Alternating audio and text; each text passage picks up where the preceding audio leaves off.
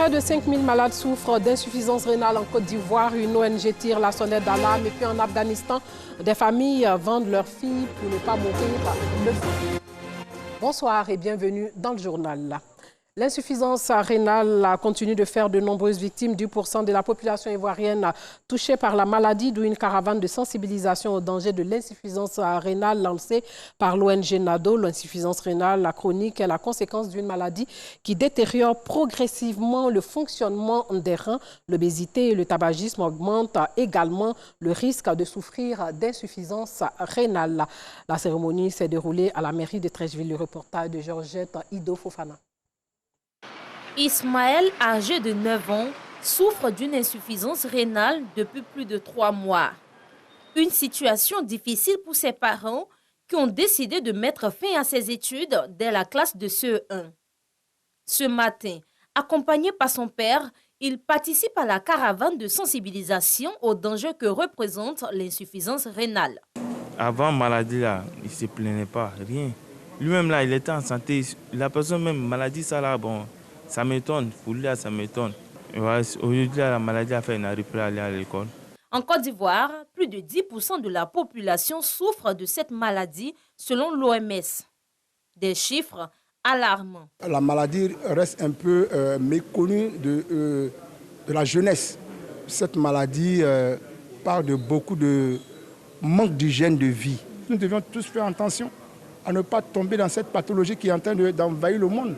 Cette campagne de sensibilisation, initiée par l'ONG NADA, avec à sa tête l'artiste DJ Brico, lui-même atteint de l'insuffisance rénale, vise à prévenir la jeunesse des conséquences de cette pathologie et apporter une assistance aux malades. Aujourd'hui, on organise cette cérémonie de sensibilisation voilà, pour informer la jeunesse, surtout la jeunesse, qu'il y a une maladie très silencieuse qui tue en ce moment et qui fait ravage dans tous les hôpitaux, partout. Selon le président de l'ONG NADA, sur 5000 malades, seulement 300 sont dialysés, dû au coût élevé du traitement. La dialyse coûte en moyenne 60 000 francs CFA et le district d'Abidjan ne compte que 2 centres de dialyse fonctionnels. Occasion pour lui d'exhorter les personnes de bonne volonté à soutenir les malades de l'insuffisance rénale. On prie des personnes de bonne volonté. Je pense que les Ivoiriens sont beaucoup sensibles à cette cause. Et en ce qu'on est anti-ivoirien, on n'est pas méchant. Voilà. Et aujourd'hui, il faut qu'on ait l'amour pour son prochain. Il faut qu'on cultive le don de soi. C'est très important. Et aussi, lancer un appel aux parents des malades. Parce que quelqu'un qui est malade, il ne faut pas le rejeter. Voilà. Le malade, il a besoin d'amour. L'insuffisance rénale, cette maladie des reins, se manifeste entre autres par une perte d'appétit, gonflement des yeux et des pieds. Pour Arthur Kangaga, médecin néphrologue au Centre national de prévention et de traitement de l'insuffisance rénale, cette maladie est généralement causée par des infections et également due à une mauvaise hygiène de vie. L'insuffisance rénale, effectivement, est un problème de santé publique. Mais derrière, ce qu'il faut plutôt mettre en avant, ce sont les causes de l'insuffisance rénale. Parce que les causes sont l'hypertension artérielle, comme je viens de le dire, l'infection à VIH et le diabète, ainsi que d'autres maladies qui également contribuent à aggraver l'incidence de l'insuffisance rénale aujourd'hui en Côte d'Ivoire, à savoir les otites qui sont maltraitées, les angines maltraitées, les caries dentaires. Toutes ces maladies-là qu'on a souvent tendance à négliger peuvent devenir aussi des insuffisances rénales. Des bons de dialyse ont été remis aux malades par le président de l'ONG afin qu'ils bénéficient de soins gratuits. La cérémonie a enregistré la présence de plusieurs artistes et promoteurs de spectacles. Parlons éducation. Le maire de la commune d'Abobo, Kandia Kamara Kamisoko, a offert plus de 3000 kits scolaires aux élèves du primaire des établissements privés de la commune d'Abobo et 1500 bons d'aide aux élèves du secondaire des établissements privés de la dite commune. Objectif, permettre aux élèves du primaire et du secondaire de ces écoles de bénéficier au même titre que les élèves des écoles publiques des actions sociales de la mairie de la commune. Rosemont Kini, Joël Gossé. Ce matin, Ousmane Silla et sa mère se sont rendus à la mairie d'Abobo où s'est tenue une cérémonie de remise de kits scolaires aux élèves du primaire. Comme Ousmane Silla, ce sont plus de 2000 élèves du primaire des établissements privés qui ont bénéficié de kits scolaires offerts par la mairie d'Abobo. Moi, j'ai 7 enfants pour payer toutes ces scolarités, c'est un peu compliqué. Donc vraiment, on remercie la mairie d'Abobo de nous avoir donné ces kits. Je serai la première de ma classe grâce à ces cahiers. Et puis je remercie la mairie d'Abobo pour ces dons-là. Les élèves du secondaire des établissements privés d'Abobo n'ont pas été oubliés. Ils ont reçu 1500 bons d'aide scolaire. Nous remercions notre maman Kandia Kamara pour tout ce qu'elle fait pour nous. Nous vous promettons de bien étudier à l'école. Même dans des classes, il y a des enfants qui viennent sans fourniture. On peut taper 1, 2, 3 mois sans fourniture. Mais aujourd'hui, c'est ce fait. Je pense que les données vont changer au niveau de notre IEP. À travers ces remises, Abobo se veut une commune de solidarité et de générosité. Le premier magistrat de la commune d'Abobo, Kandia Kamara Kamisoko, a exhorté les élèves à être sages, studieux et travailleurs. À mes chers enfants, je tiens encore une fois ce langage de vérité.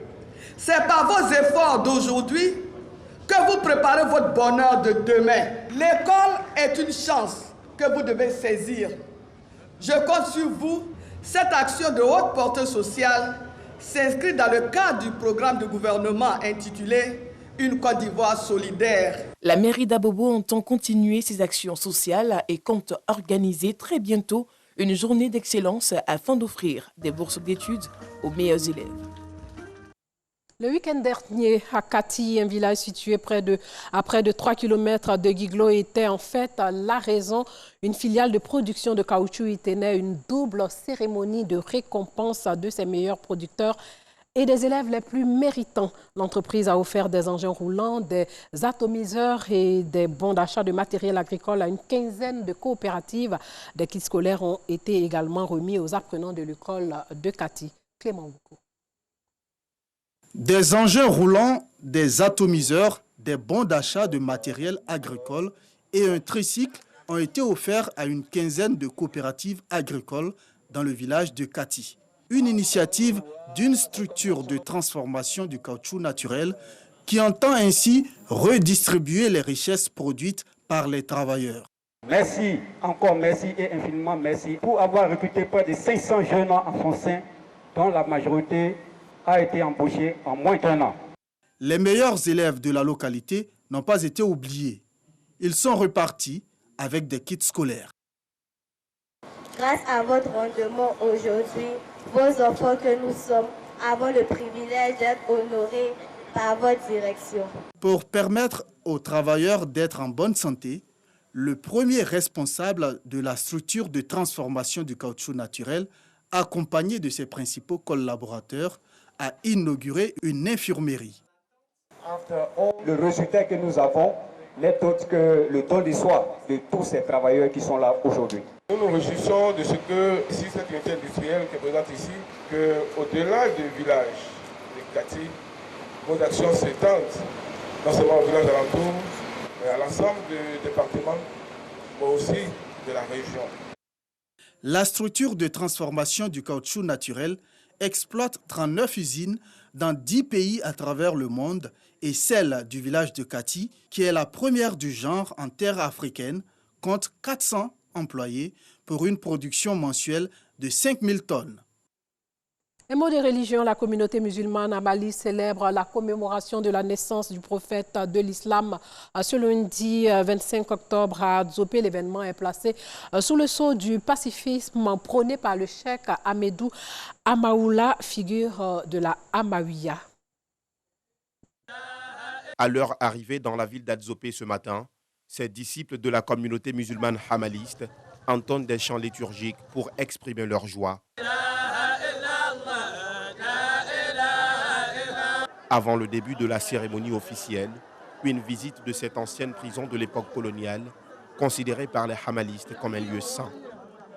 C'est un lieu sacré pour nous, d'abord en tant que musulmans et aussi en tant que tidjanites. Et nous, en tant qu'Ivoiriens, c'est le lieu le plus proche pour nous. Donc à cette période-là, nous venons chaque fois pour commémorer, chercher la bénédiction aussi.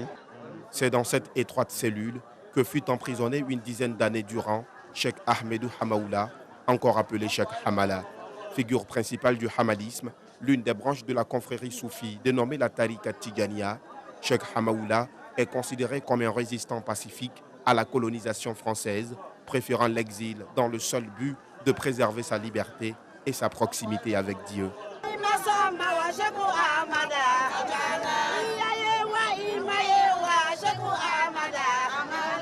Cette année, la célébration du Maoulid est placée sous le sceau du pacifisme, tel que pratiqué par Cheikh Hamaoula.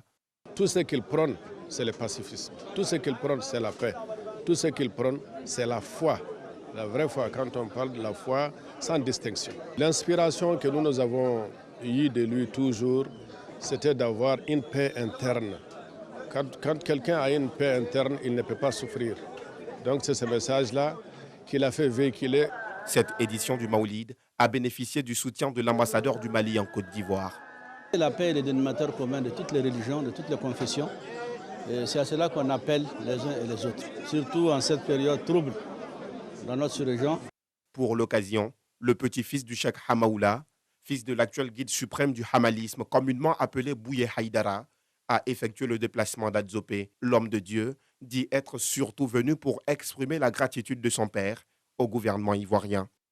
Je voudrais remercier le Premier ministre et le Président de la République. Sans eux, nous n'aurions pas ce site comme lieu de pèlerinage. Je prie pour eux et pour toute la Côte d'Ivoire. Une conférence sur la place de la tarika dans notre société, des prières et des chants liturgiques en l'honneur du prophète de l'islam, Mohammed, paix et salut de Dieu sur lui, ont meublé la cérémonie.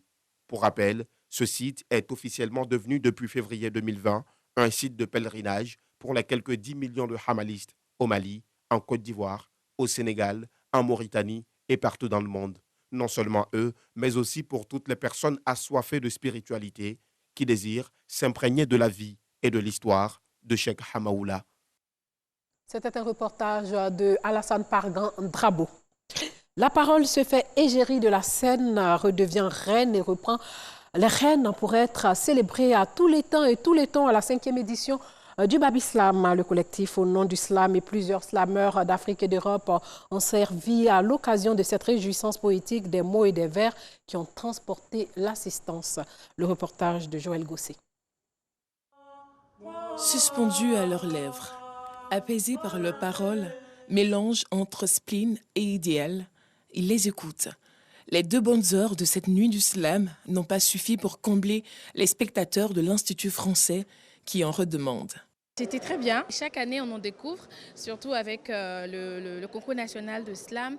Il y a des pousses et il y a de l'espoir. Franchement, il y a beaucoup de talent. En Côte d'Ivoire, il y en a beaucoup. C'était une soirée formidable. J'avoue qu'aujourd'hui, tout ce qui est lecture, tout ce qui est intéressement à la littérature est quelque peu vu comme étant un peu ringard, mais à nos jeunes frères aussi, il faudrait leur donner envie de s'intéresser aux lettres. Nous nous sommes intéressés aux lettres.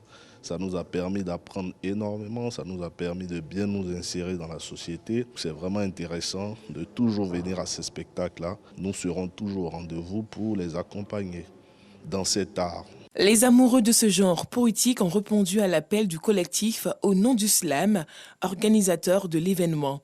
Des slameurs sont venus de 5 pays dont le Togo, la Guinée-Conakry, le Burkina Faso, la France et l'Allemagne.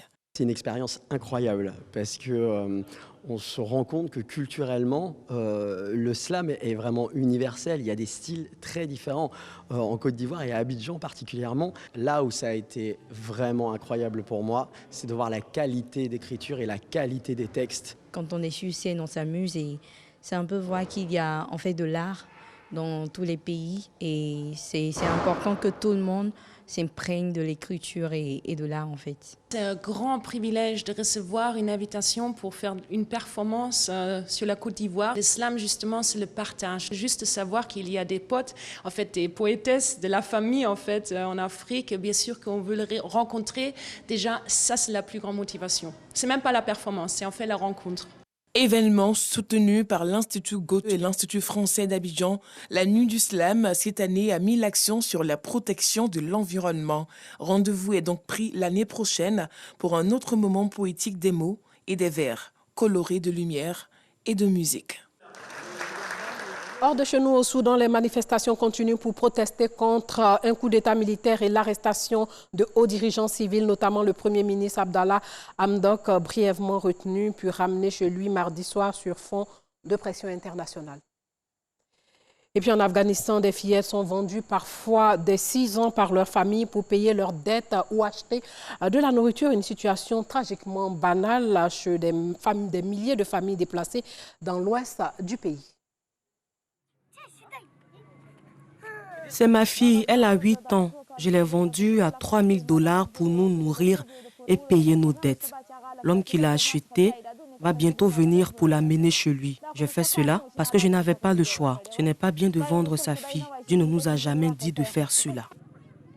Cette histoire est tragiquement banale. Les mariages d'enfants existent depuis longtemps en Afghanistan. Mais la pauvreté a accéléré le fléau. Les filles vendues sont de plus en plus jeunes. J'ai vendu mes 2 filles de 6 ans et 9 ans. La petite s'appelle Idigoul et l'autre Siana.